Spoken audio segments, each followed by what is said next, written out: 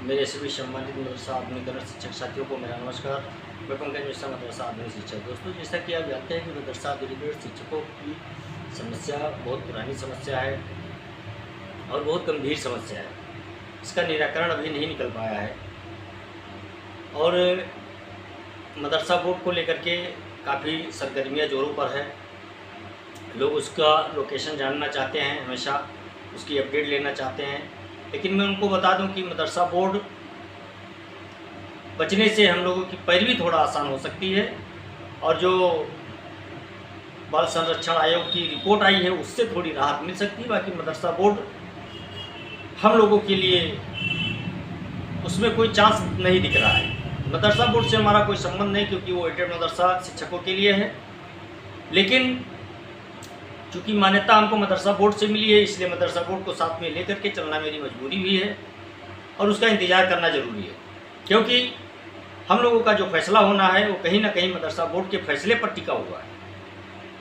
जो हम लोगों की पैरवी हो रही है, हम लोगों के पैरोकार हैं, वो मदरसा बोर्ड की तरफ निगाहें लगा करके देख रहे हैं। जब तक मदरसा बोर्ड की सुनवाई नहीं हो जाती है तब तक हम लोगों की समस्या का समाधान होना थोड़ा मुश्किल लगता है, क्योंकि जैसे जैसे मदरसा बोर्ड की सुनवाई आगे बढ़ रही है वैसे वैसे हम लोगों की प्रतीक्षा भी आगे बढ़ती शुरू हुई है।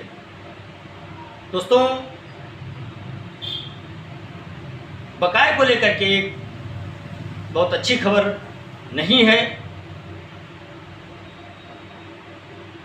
लेकिन उसका कोई अभी लीगल प्रूफ मेरे पास नहीं आया है। लेकिन कुछ संकेत तो ऐसे मिल रहे हैं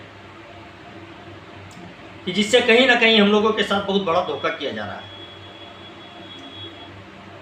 और हमारे मुकदमे के जो पैरोकार जी थे उनके तरफ से हम लोगों के साथ बहुत बड़ा विश्वासघात किया गया है, ऐसा देखने में अभी लग रहा है।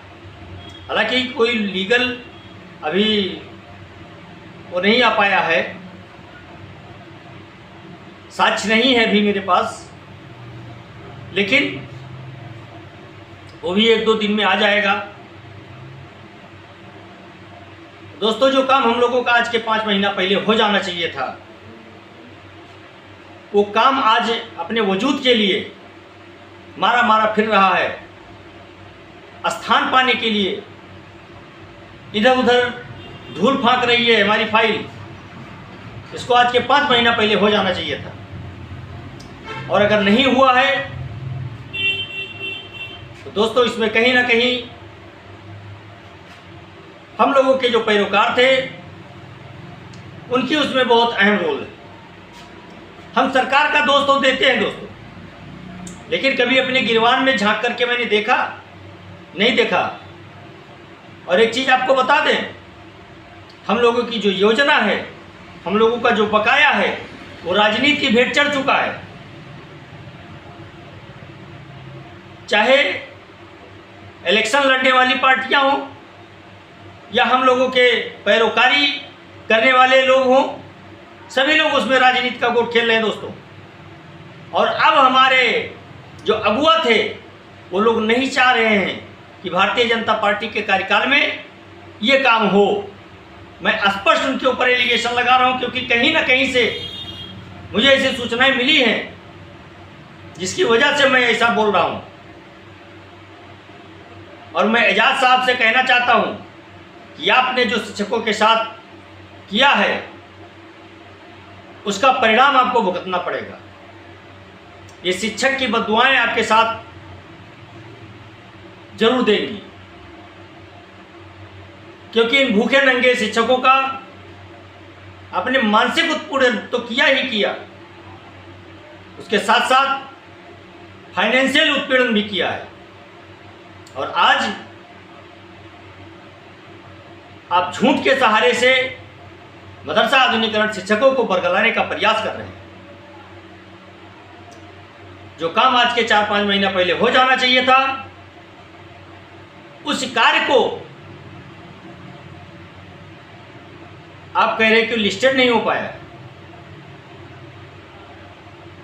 दोस्तों, हम लोगों ने भी किसी वकील से बात किया और पूरी स्थिति उनको बताई और उन्होंने कहा कि अगर 56 दिन का डेट मिला था तो आपके पैरोकार को कोर्ट ऑफ कंडम करना चाहिए था, क्यों नहीं किया? तो दोस्तों, इसमें बहुत बड़ी साजिश लग रही है और बहुत बड़ा धोखा मदरसा आधुनिकीकरण शिक्षक साथियों के साथ किया जा रहा है। इसकी भी पोल खुलेगी। आप लोग थोड़ा धैर्य बनाए रखें,